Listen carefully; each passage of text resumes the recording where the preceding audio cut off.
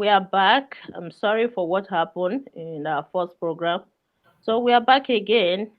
Like what I said, we're here to do analysis of the upcoming governorship election in Edo State.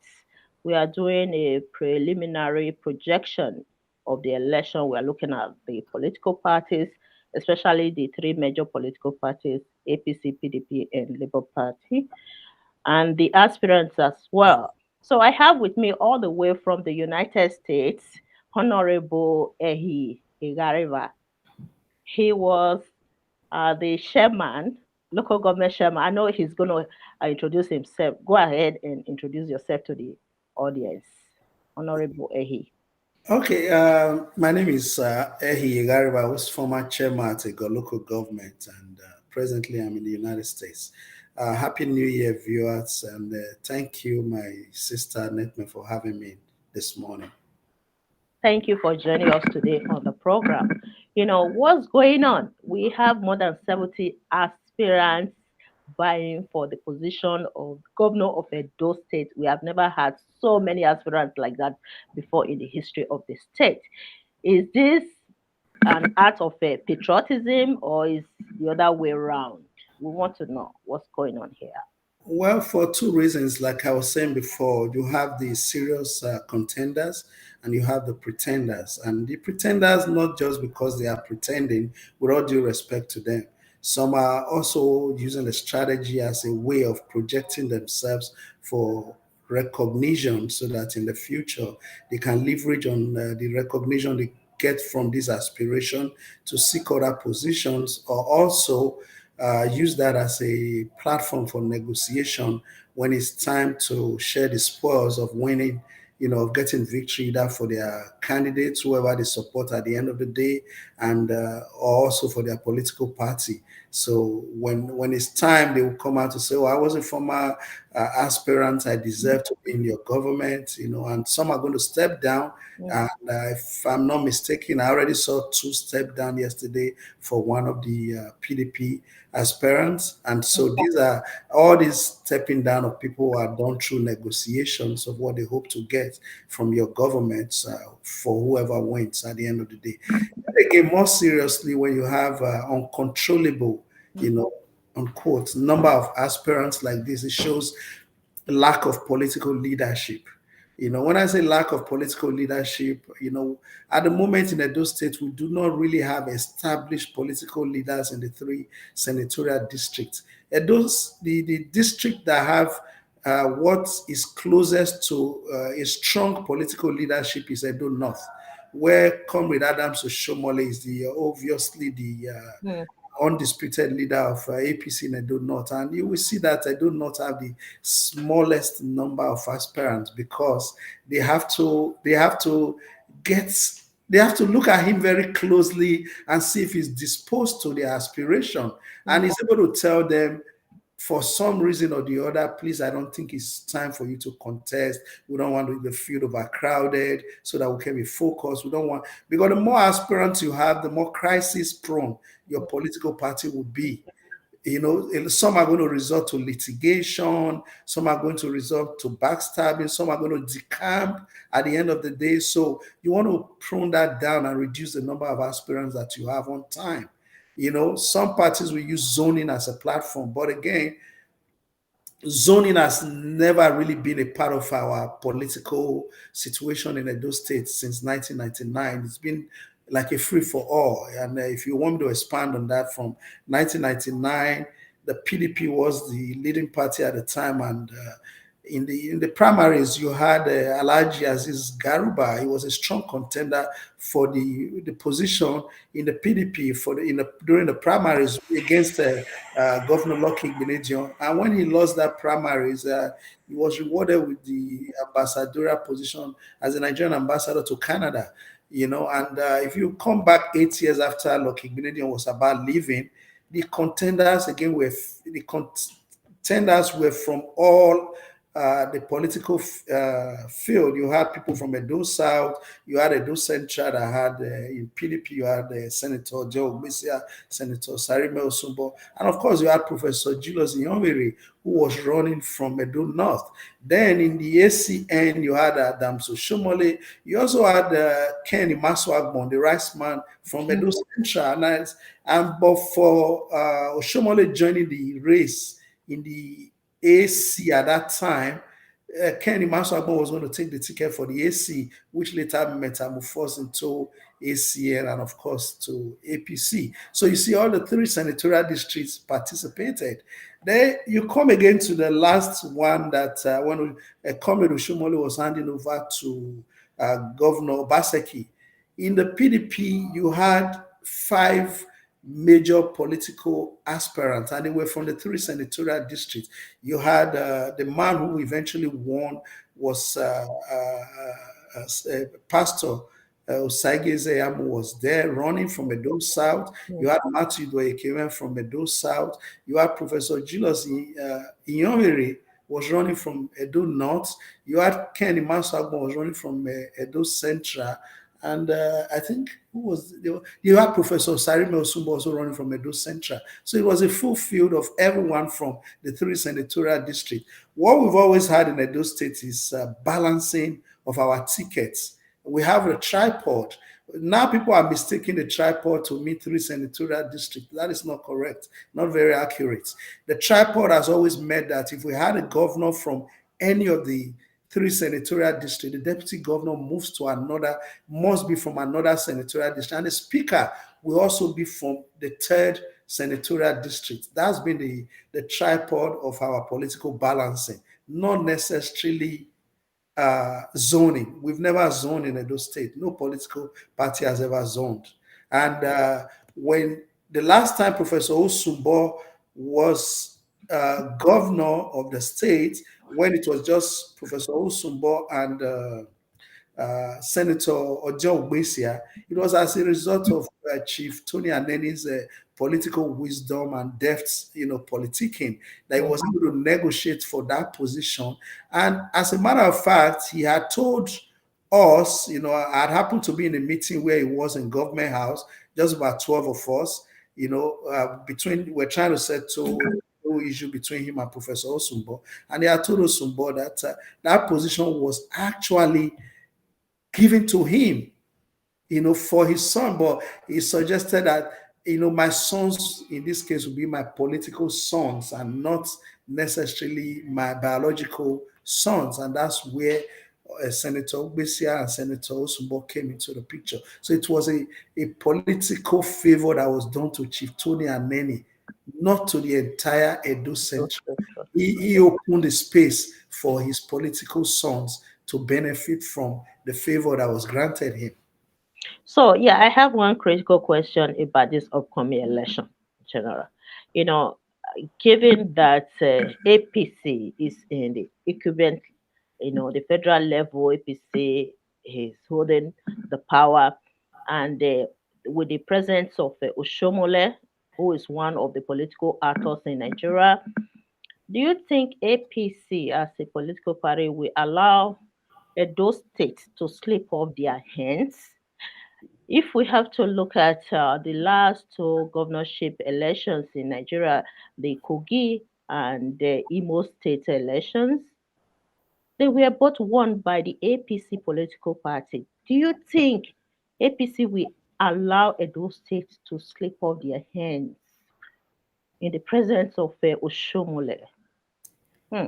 Well, a lot of factors will come into play here. In the two states that you rightly mentioned were won by the APC, they were states that were previously under APC's control. The two governors from that state, Yaya Bello, who had to leave office, and another APC candidate won, Ododo, and you have in Hope Uzodinma in Imo State was returning, as a governor, and he won his re-election bid also under the APC. But in Edo State, Senator Adams Oshomole is a respected political leader in Edo North.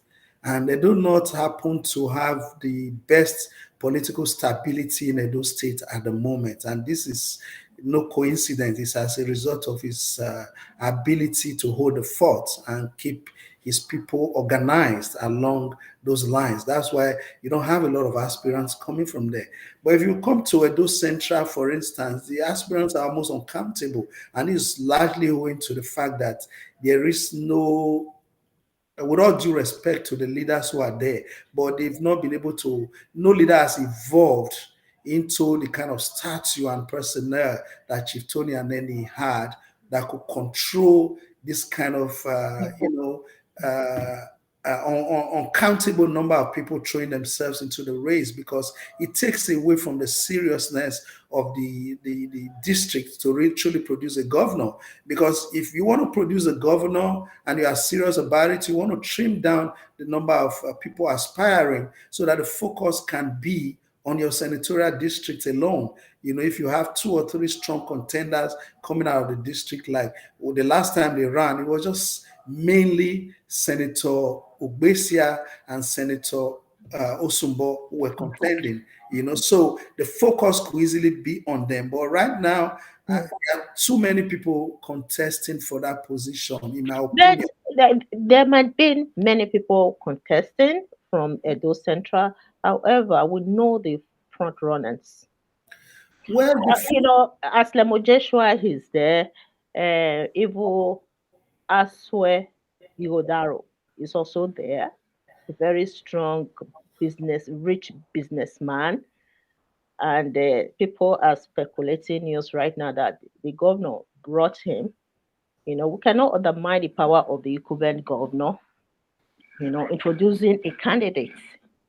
well, the governor is in a rather peculiar position at the moment, in the sense that, yeah, while it is true that incumbent governors come with enormous political power and might, and they may be able to sway Hmm, the outcome of the primaries of their political party, exactly. let's not also forget the fact that I don't know how much of control the governor have over the political structure of the PDP that in Edo State that would determine who will fly their flag. It will appear to me that Chief Danobi still have majority of the delegates that probably will be producing this governor. So that will be determined during their primaries. And of course, the Danobi group are still aggrieved. They've been left in the loop for over 3 years. They've not enjoyed any form of political patronage from Governor Obaseki. Hmm. I did see that he visited Chief Danobi during this course of the Tide. I don't know if it was an invited visit or it was gate crashing, but somehow he found himself in Danobi's home. And during that meeting, I also know that if it was a reconciliatory meeting, there was no joint press statement to that effect. The governor spoke and Danobi spoke differently. Danobi actually even spoke about the road and nothing about reconciliation. So, and obviously at Christmas, everyone's home and doors are thrown open to some of a visitor. So let's hope for the best for the PDP in that regard. Okay, so But there are two factions of the PDP right now. yes, One is the side of the governor. Don't you think that the governor, as an equivalent, can use his power? yeah, but there's a limit to how you use your power in the political field during a sensitive time like this. My childhood friend, engineer Obedi Yaman, is also contesting, right? Mm. Okay, he was the one who stepped down for Governor Obaseki to take the flag of the PDP to run for that election. So he feels it's his time for payback on the one hand.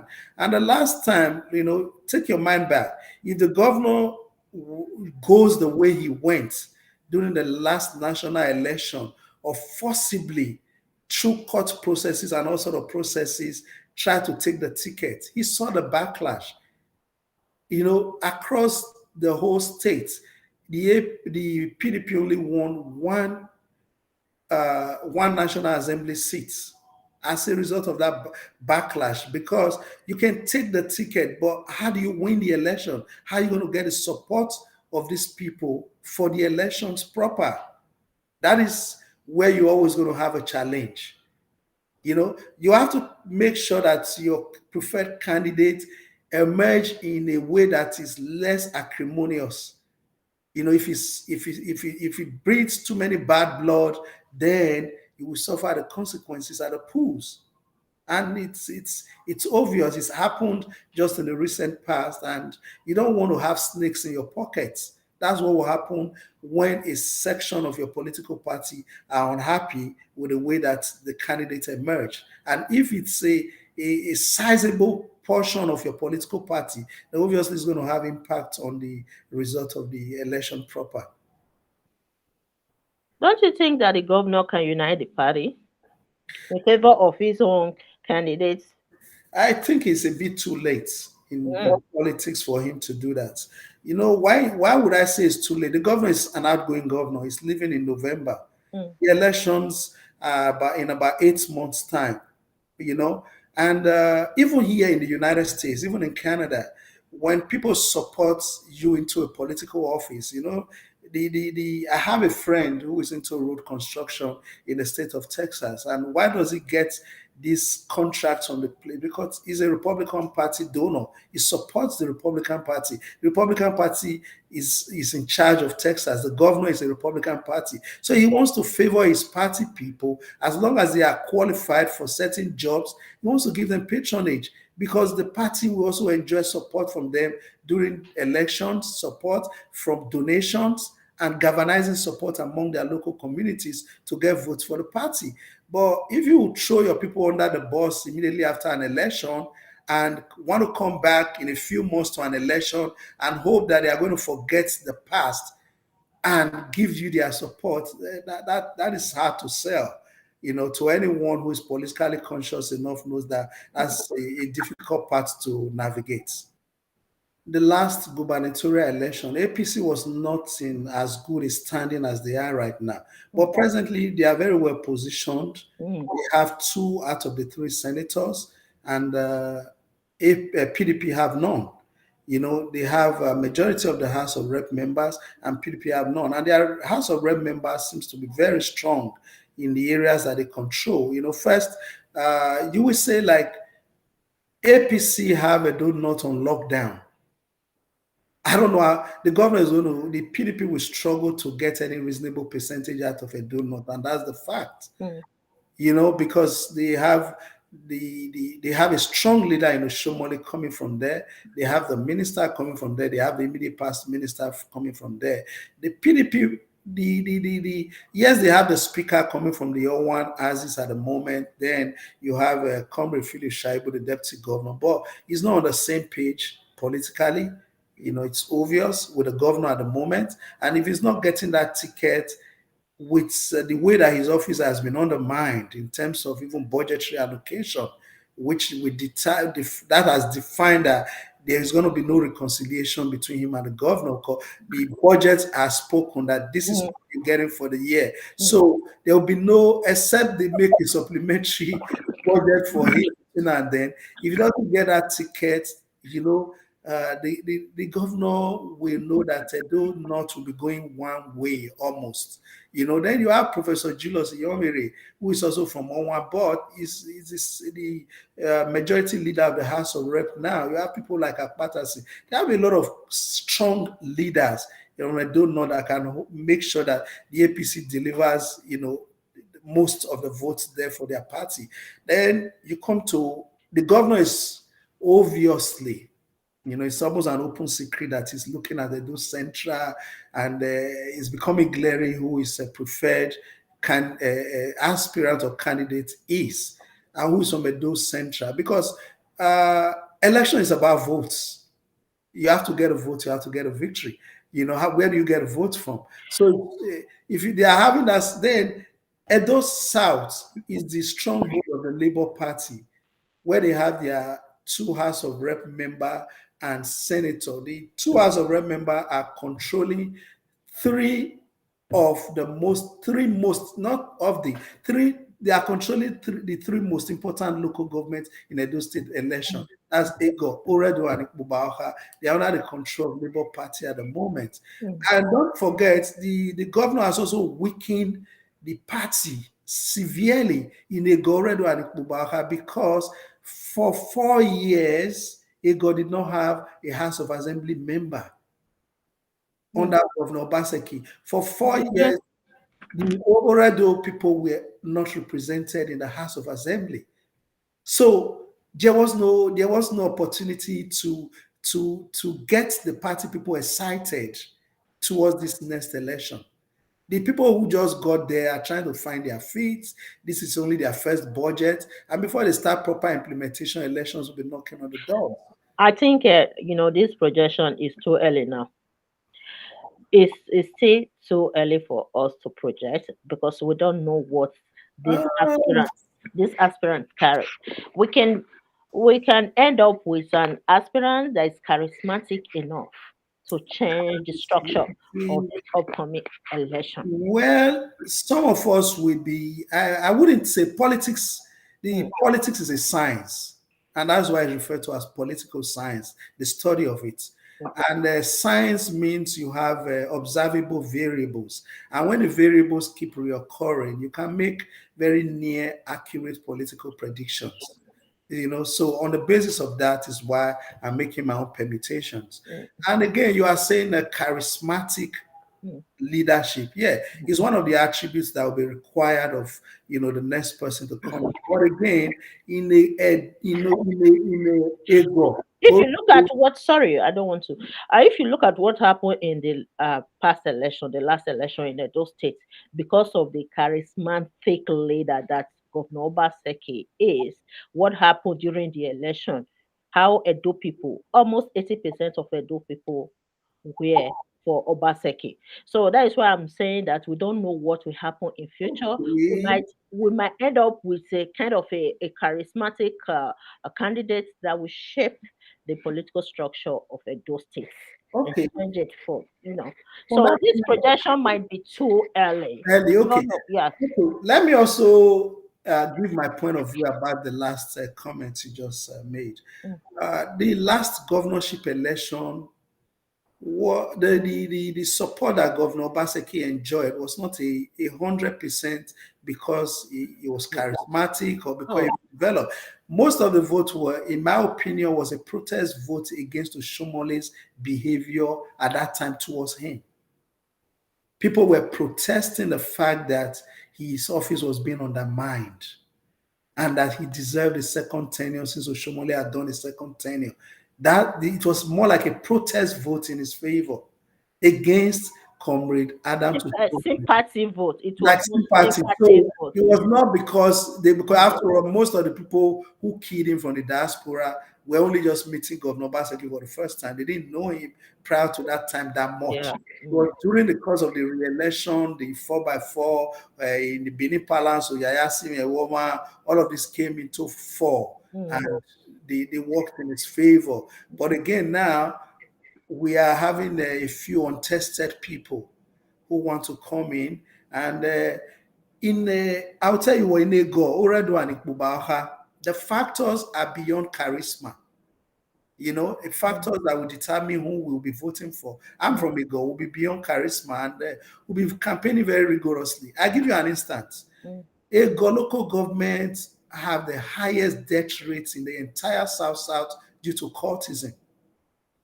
Oh. Yes, if you go, and no governor has paid any attention to it. If you Mm. go through the streets of a local government, whether it's a Mm. whether it's Ogida, whether it's Medical Stores Road, whether it's Welu, almost all the houses have lost somebody. At least every street has lost someone to cultism.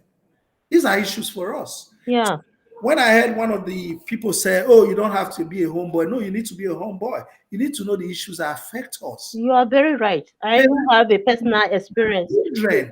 someone that died in a It's, go. it's not been Through addressed. courtesy. Even Yes. during this last Christmas, more than 10 people died. The same thing in Ikbubaka.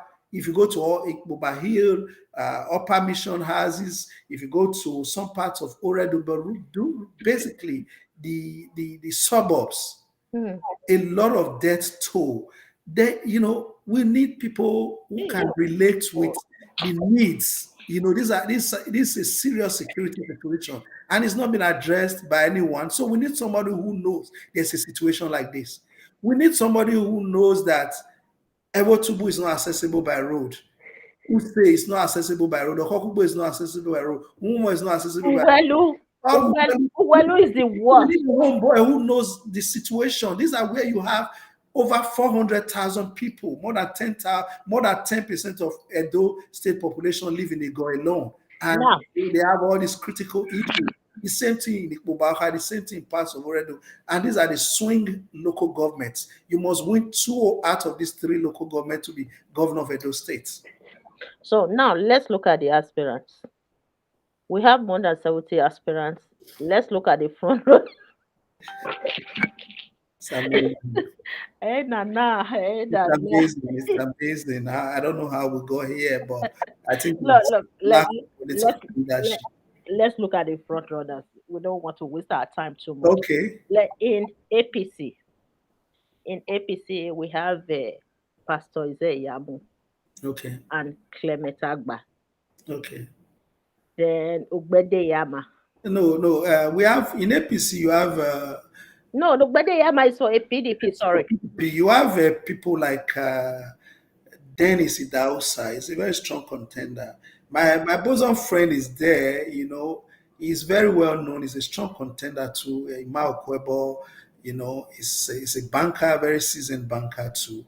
And ironically, he attended the same secondary school like I did with Pastor Saige Zeyamo. We are old boys of Edo College. And of course, Clemagba, very intelligent, very, very intellectually savvy,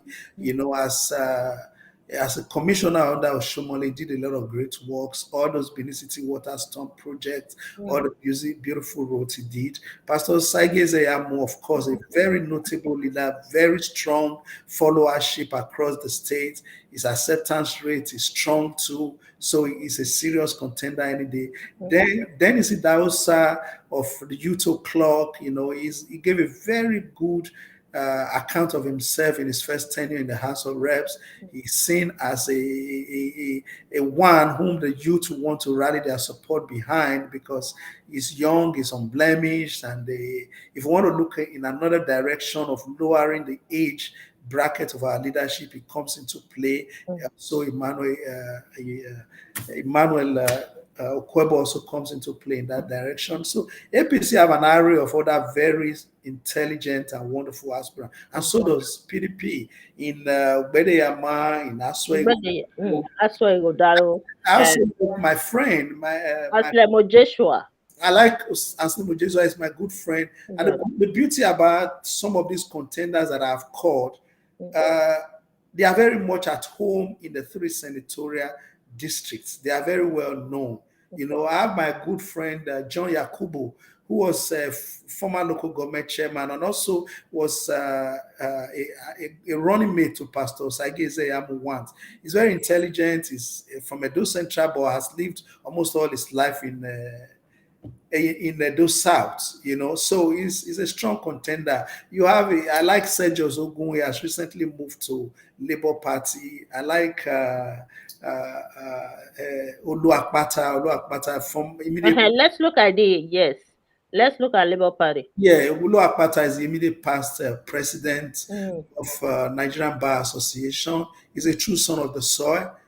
From his days at Uniben, everyone knows him around the Gapuna as he's a nice guy, he comes across, he's charismatic, and he's a homeboy, even though he plied his trade in Lagos, but he always kept in touch with the states. I met him in ENAW. I met him too at the National Convention, and he did make a very substantial contribution towards that convention, which is very plausible. And you have Sergio Zogun. Sergio Zogun is a decent man. I've never met him in person, but I have monitored his political progress, very unblemished, and he voluntarily surrendered where some people were fighting for tickets to become third-term House of Rep member of senators.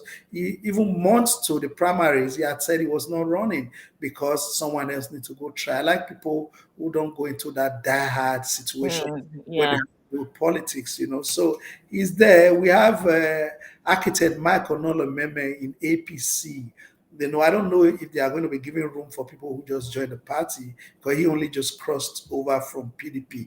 But Michael Nolememe is on record as being, I have a personal relationship with him, but I have very high regards for him because he changed the road architecture across Nigeria.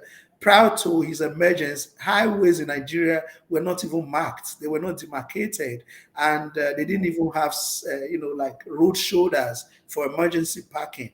He did his best during Goodluck Jonathan's government as Minister of Works. Mm, So there are a lot of interesting personality. That's why Iodaro also brings a lot to the table too, mm.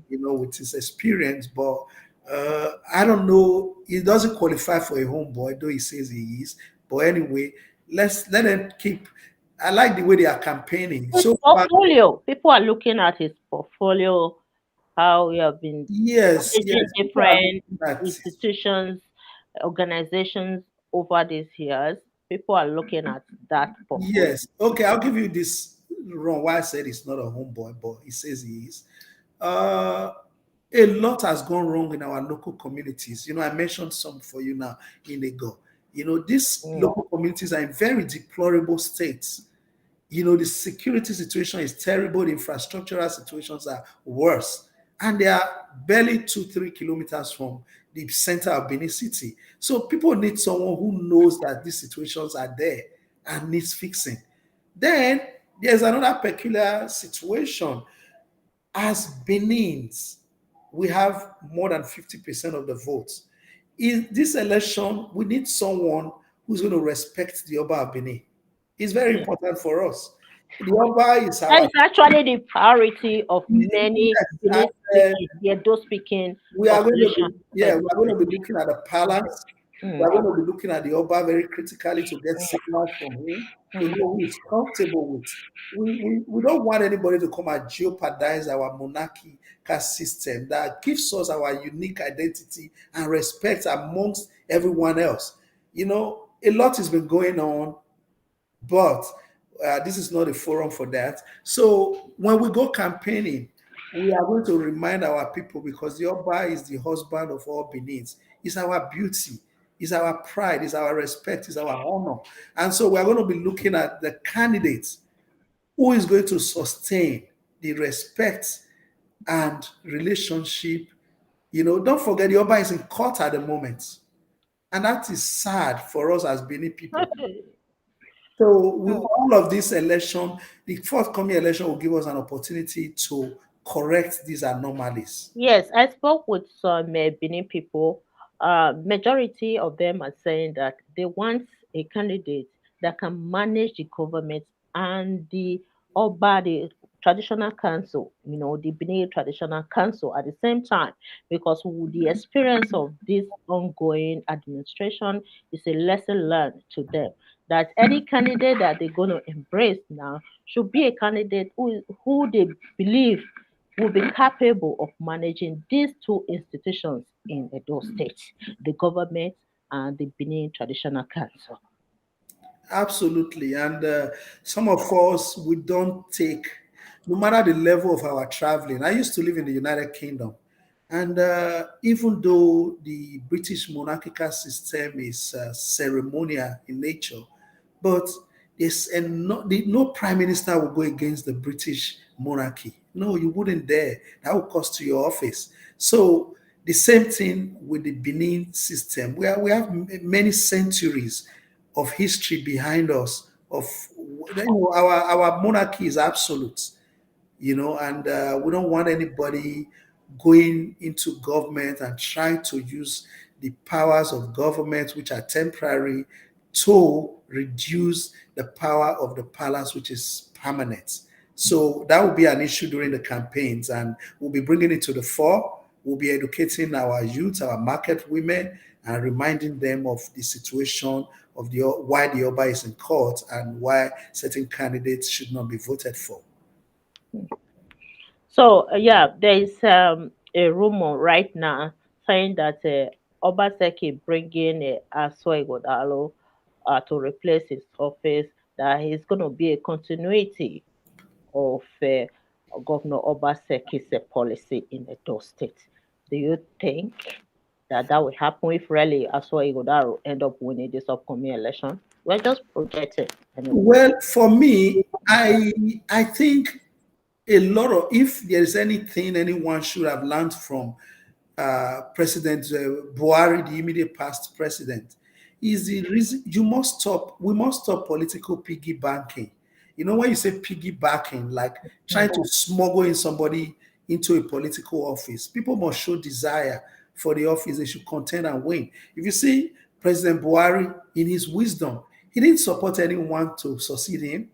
He left the field open. He had his own vice president there. He had people from his own senatorial district and people who were outside Fulanis like him. He let all of them throw their hearts in the ring. There were those who thought he loved them so much, but he didn't support anybody. He only campaigned for his party to win the election.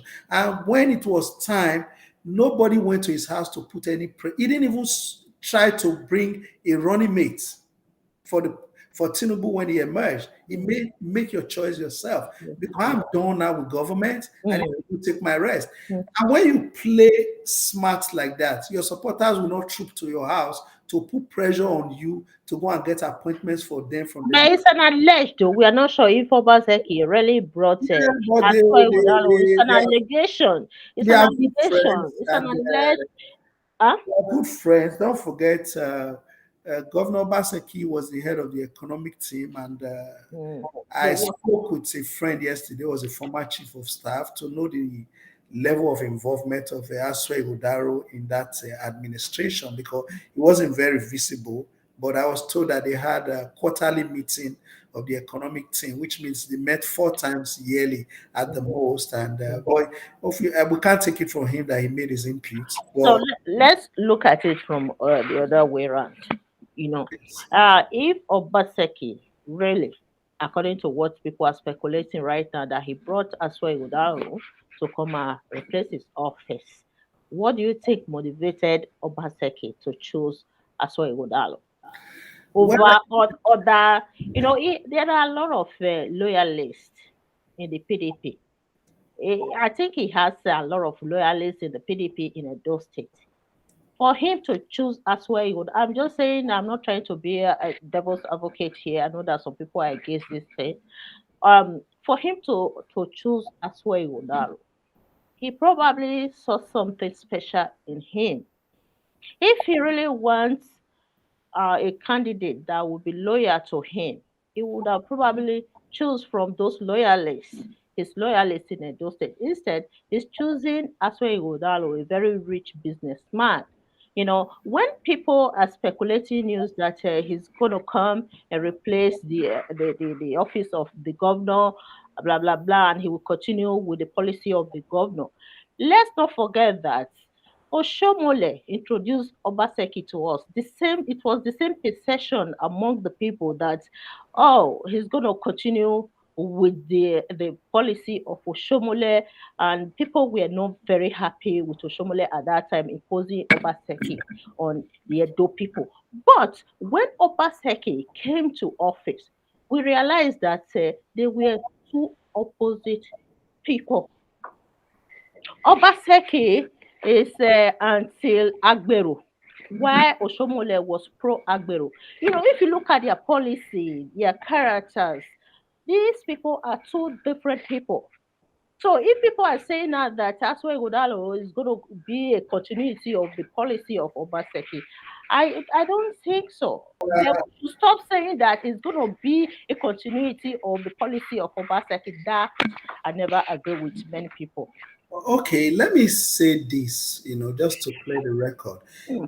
I don't think it's completely accurate to say that Oshomole was in support of Agbero and Obaseki isn't, because at the end of the day, they still have the same touts controlling the streets of Benin right now, under a different name and nomenclature. Oshomole, don't forget, comes from a labor background, and it is coming from the labor background as part of those who are members of Nigerian Labour Congress, are also members of the National Road Transport Union, National Union of Teachers, all sorts of unions encompass membership of the Nigerian Labour Congress. One, then two. Aswe Ihodaro and Governor Obaseki enjoyed many years of friendship. I listened to an interview on YouTube that Aswe Ihodaro had, and he mentioned that Godwin Obaseki, the current our current governor, Mm, and himself became friends from since the University of Ibadan. So they have many years of friendship between them. But I would have thought, I'm not Governor Obaseki, mm. but I would have thought that in his 7 years of governorship, he would have groomed a successor through through the process, either from one of his local government chairmen, from one of his commissioners, from his chief of staff, from pass the person through the mail. If he was, you sometimes you have to be intentional. If you really have somebody you want to make governor, you can make him support him to become a local government chairman, and that gives him an understanding of what transpires there. Move the person to maybe ministry for rural development, move them to works, move them around. But the And same thing Oshomole did to Obaseki. Obaseki was a member of the economic team. Just as the Aswa is economic also a thing member of the economic team. the It's the economic same thing. thing was advisory, and I need to also clear the air on that. Somebody says chair my economic team. We have the emolument law in government. You can create positions, right, for yourself just to have names. But at the end of the day, what does the emolument law says? If you are not a commissioner, which he wasn't because the commissioners were sworn in, then that chairman of economic team will fall under a special advisor salary. So, in real sense, as chairman of economic team of Edo State, Governor Baseki was a special advisor to Shomole. And once your position is advisory in nature, you can't really make so much input because it's left for whomever you're advising to accept your advice, implement it, or not use it at all. So, chairman of the economic team, and yeah, I saw that was a member of that economic team. Mm. You know, was a member, as I was told yesterday by one of our immediate, one of our. Right from the time of Oshomole, he has been a member of the economic team. That is what Yeah, he but the said in thing one of is, when you say a member of the economic team, what was the economic development of Edo State in that period in time? What happened there? Yes, if you say also, Oshomole, let's use the words he used, Agberos. Oshomole achieved the level of internally generated revenue that has since not been surpassed. As a matter of fact, the internally generated revenue has dropped since the technocrats took over. So maybe one man knew the way to get the revenue and the other man did not know. Because sometimes you want to use techniques that are alien to certain terrain and it just will not work. That's why you need this homeboy who knows how to get the people to do what he needs them to do. The man that was using Agbero got more results, seemingly, at least on paper, he got more revenue. The from one where that he got revenue from what project? internally generated revenue. From what project? We have to be specific No, here. internally generated revenue will mean taxes that people are paying From where? From from the land taxes, just different like places. Taxation, for instance. Then, yeah, you got a lot of, you got more taxes, and that's entirely generated revenue got to its peak during Shomoli, and it has not been surpassed till date. but what about the Agberos, the touts that he planted Well, in my street? have they been Because I removed? was personally affected by that policy in Edo State. Okay. So we cannot deny the fact that those touts were almost destroying Edo State, specifically in the Benin City. Oh my goodness. I was born and raised in Benin City before I left Nigeria. But the first time I visited after I spent almost 2 decades in the West, oh my God, I was asking my family, I said, this is not the Benin where I was born and raised. We can't even drive through Ring Road. What is that? Well, today I'm One not governor moving there. came and get rid of these touts from the streets. Even some of the touts were even thanking Governor Obaseki, thanking him. I know somebody very close to me who was thanking Governor Obaseki for taking them away from the streets.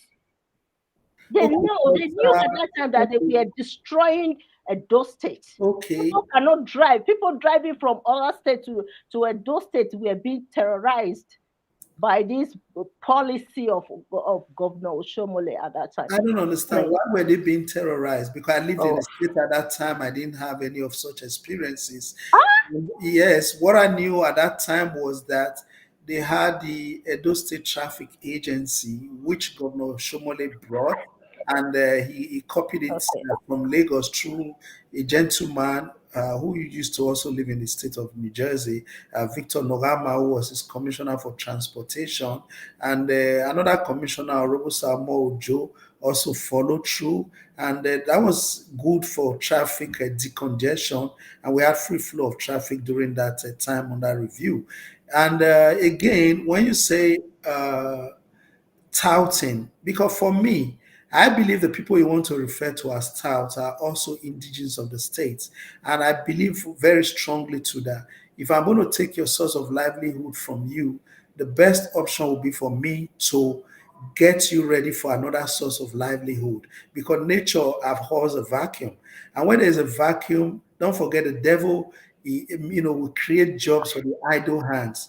So what you think it was a gain for taking these guys off their job of revenue collection became the gains of insecurity, robbery, and cultism in the local communities where there's a lot of killings now. So when you are taking them off their beats, where they were collecting revenue from bosses, you have to also make sure that you're intelligent enough to create jobs for them. You're not going to leave them idle, because the first human instinct that anybody will respond to is survival. okay, okay. No, I don't think this is working anymore.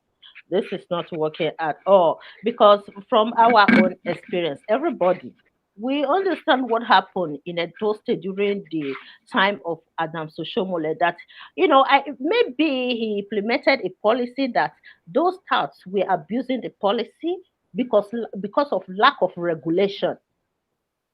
Probably a policy that they turned the policy into Agbero kind of Well, policy in will the I state. agree with that? The answer will be no. You know why? We cannot take Comrade Adams or Shomole out in isolation for blames, because everyone who is today in today's government was also in Adams Oshomole's government in very senior capacities.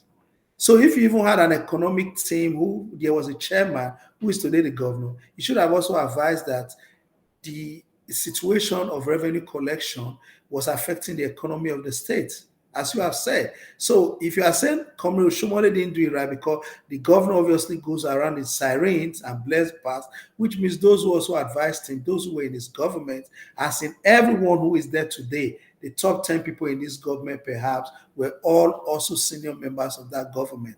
So if we are Yeah. indicting one, we indict all. Did they point it out at any point in time? Because they were the ones that drove through the streets of Benin.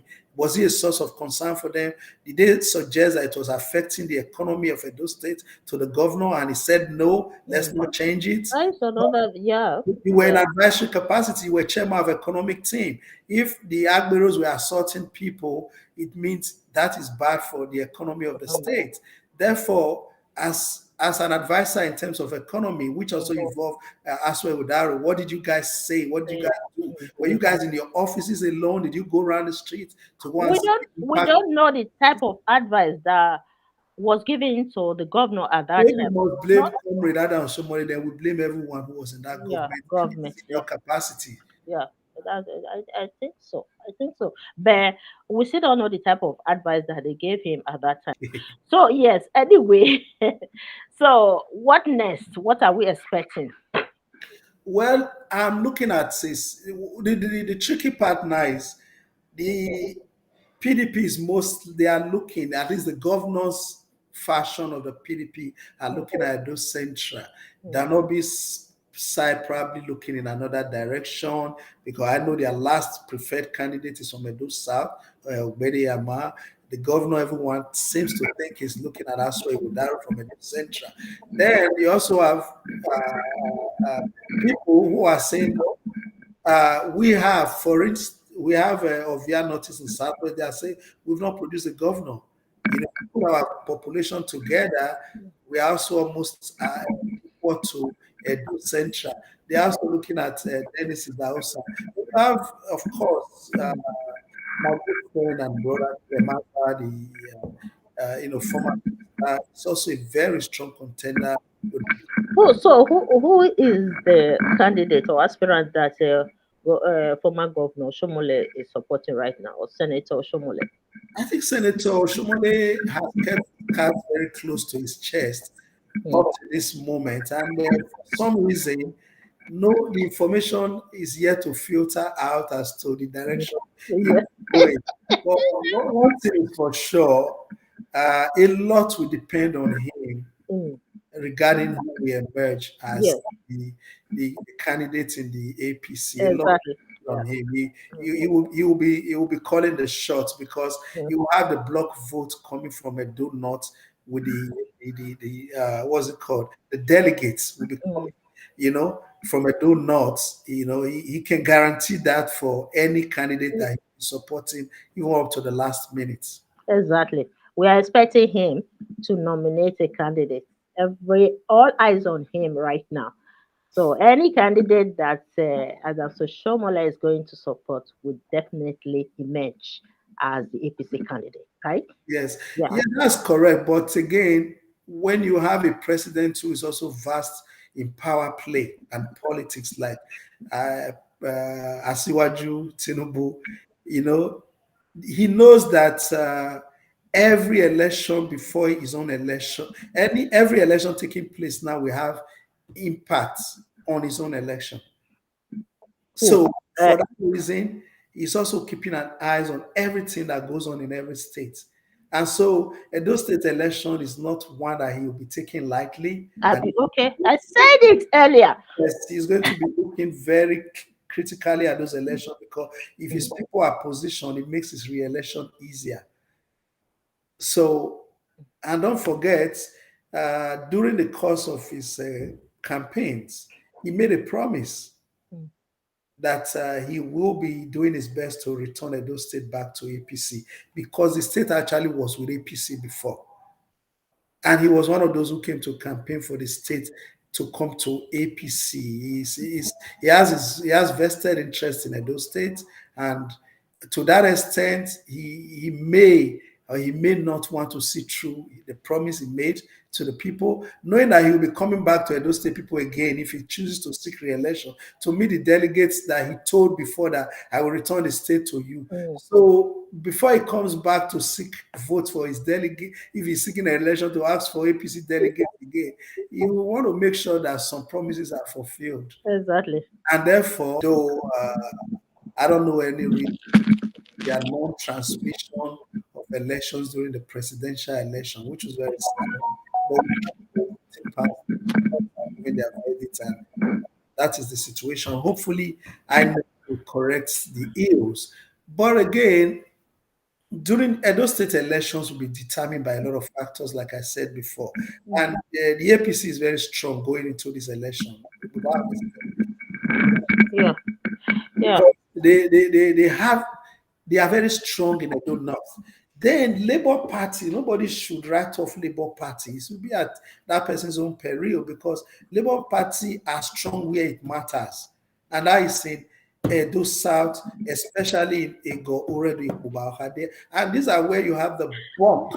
The But bulk. we saw that Labour Party, I think they have their own crisis right now, rocking the party, and they have not been able to put themselves together and unite. That is another thing. Moreover, uh, some political actors, especially those that supported Labour Party during this past election, general elections, they are saying now that the governorship election is different from the general election, that the election is shifting a little bit from Labour Party to PDP. So we saw some of the youth who were supporting Labour Party shifting to PDP. That's what we are saying today in Okay. Edo State. So we are all surprised that what is not going on. Okay. No. This is a standalone election. Don't forget, this is a standalone election, and therefore, if you will have Peter Obi spend 2 weeks in Edo State, you know the impact that will make for elections in the Edo South. In Edo South, I keep talking about Igoredi Bubaka for certain reasons. This is where you have the highest number of non-indigens too in these three local governments. Therefore, national politics to a large extent determines the politics of these three local governments. This is where you have the largest number of Igbos in the whole state too. Mm. And prior to Peter Obi's emergence as a national flag bearer for Labour Party, majority of the Igbos in the state, they play football during elections. But now they are all registered voters. Mm. And you can find them in Uwelu, Uwasota, Forestry, Mm. Upper Ire, all sort of places. They're out there in their large numbers, New Benin and all of those places. That's true though. So if they ever have an encounter with Peter Obi Mhm. to support any candidate, that will go a long way to swing the voting situation in Edo South, especially. Exactly. Yeah. And another factor that will be determining Mm. who the party that may carry the day will be where they choose to pick their candidates from. That is a sentiment that will play in this election. Where is your candidate from? You know, if you are picking from this area, do they have the votes to give you the victory that you require? Mm. Then how are you also balancing your ticket? If you take your governorship candidate from here, Mm. where will you be taking your deputy governorship candidate from? You know, such that the third It senator will balance it. Yes. not feel slighted. Mm. You know, so all of these are going to be an issue. You know, how you balance your ticket Mm. and which local governments are you even picking from because even in Esan, Mm. in Edo Central, the Esan speaking people, they also have this internal talk of Okbe Oasis and Agbazilo Oasis. If Yes, yes. They have Okpebo and Agbazilo. They are also divided into two. They believe that one part has been producing all the ministers and everyone has been coming from that end. And the governor, they said Osumbo and don't forget, Governor Osumbo is from Iruekme, and the next community to Iruekme is Ekboma, where Professor Ambrose Ali was from. Those have been their last two governors. In recent, they are from one side of Ishan land, and so the other side of Ishan land are also clamoring that okay. this way. Okay. So, but Labour Party, if they can nominate the candidate from Edo South and deputy from Edo Central, I think they would do well in this upcoming election if they can Very balance it like well. that. Because the Edo Central, we have the votes there. So why no Edo South has the votes? Why Edo Central? If they can nominate deputy from Edo Central, it will help a lot to shape the voting there. You know, voting in Edo Central. So if they can do it like that, I think it will favor them this upcoming election. I think, in my opinion, this election will more or less be won in two places: Edo North and Edo South. Why Edo Central? Where by Edo Central? No, because Edo Central represent less than 20% of the voting strength of the state. So Mm. yeah, so they will not be determining who will win the election. The election will be determined in Edo South and Edo North. And if you are not anybody that would disregard these two senatorial districts, now it's going to be you have to pick between one of the two. Unfortunately, you can't pick all three senatorial districts. You can only pick from the two. Either you take Edo South and Central, or you take Central and North. You have to pick from the two, you know. So because if you are taking from Central, for instance, if PDP is going Central and APC chooses to go South and take a running mate from North, and say, okay, don't worry, let us leave Edo South out of it, and let us capitalize on where 80% of the voters are. Then it's going to be a tough call for the other political party. But APC, I think APC, people should pay attention to APC in this upcoming election. Given that the two last governorship elections in Nigeria were both won by the APC, and the relationship of the APC, the incumbents in the federal level with Edo State right now, the political structure and the climate of Nigeria, I don't think APC will allow Edo State to go. And again, in the last governorship election, for instance, Governor Basaki got 57% of the votes, Yeah, 57.3%, I guess. look, I will tell you, I was able to follow that election from the beginning to the end. At that time, they had a vacuum in the system in the APC because it was the time where many people were decamping from APC to another political party, and they accused Oshomole of mismanaging the party as the national chairman. It was the same time that Oshomole was sacked as the national chairman. There was a big vacuum in the system Yes, I was at also, that time. And Buhari at that time was still supporting Obaseki, even though Obaseki decamped to PDP. And before Obaseki even decamped to PDP, he went to tell Buhari. So, and Obaseki was making a claim at that time that Buhari is his father. You know, their relationship is a father and son relationship, something like that at that time. So that was a big vacuum in yes, APC that's that what I'm that, coming that to. paved the way for Obaseki to Yeah, thrive in as PDP. bad as it was for APC at that time, they still, Pastor APC and Pastor Saige Zeyamo as their candidate still had 41.6% of that vote, as bad as it was. So, what needs to change? Is APC just needs to add 10% more votes to what they had when they had a bad day, and they will carry the day. Yeah, You exactly. know, then, but of course, these two results was without Labour Party at the time. And That Labour Party mm, will be making very serious, very anybody that will say when the campaign starts, people will see what's going to happen. The youths are unhappy, and they kind of see the two political parties as one of the same, and mm, Labour Party seems like a third option. So Labour Party will be making a very strong showing and will be altering the political expectations of and predictions of some people. mm. You know, It's true though. so Yeah. because when you have a senator, that's a big player. When you have House of Rep members, those are big players. They have influence. They can build structures for you. They can empower people. To do, to hold it tough for you, and they have this. For all his words, the national chairman of Labour Party is also not from Edo State, so he has a point to prove to. The national chairman of Labour Party. Labour Party, there are two of them contending. One of them, the Mm. Julius Abure is from Edo State, from Edo Central.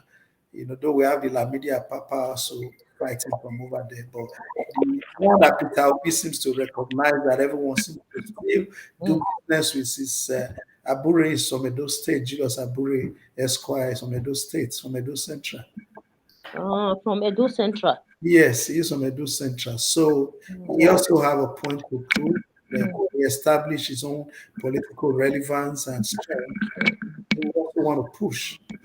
But people are looking at Olumide Akpata to be the candidate for. I have some. Olumide Akpata is a great guy. I have a childhood friend. Like more like a younger brother, but I have immense respect for him. There's Dory Okoje. There's Yes, the Dory people have Okoje been. is there. Yeah. Yeah, there's Eizoge is there. A very decent young man, a banker. He's done well for himself. Then Mm, you also want to have the entrance of Sergius Ogun that I spoke before mm, into the Labour Party. He's also a very strong contender, a great guy in every sense of the word. So all of these people will be, mm, they'll be really mm. cooking a different type of soup, political soup for us in those states in Uh, the next couple People of have months. been mentioning this Dorian Okoje all the time in the Labour Party.